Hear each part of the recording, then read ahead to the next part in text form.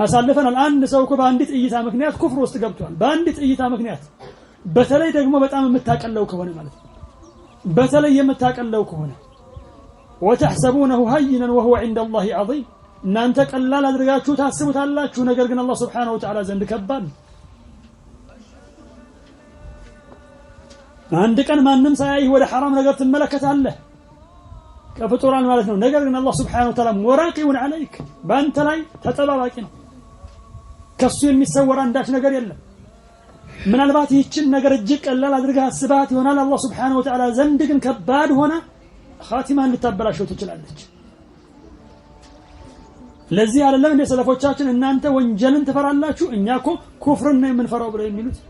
ምክንያቱም የምትሰራው ነገር መጨረሻ ኩፍርን ያመጣ ይችላል አላህ Subhanahu Wa Ta'ala ይዘንልህ አንዳንዴ እኮ ስታስበው በእርግጠኛ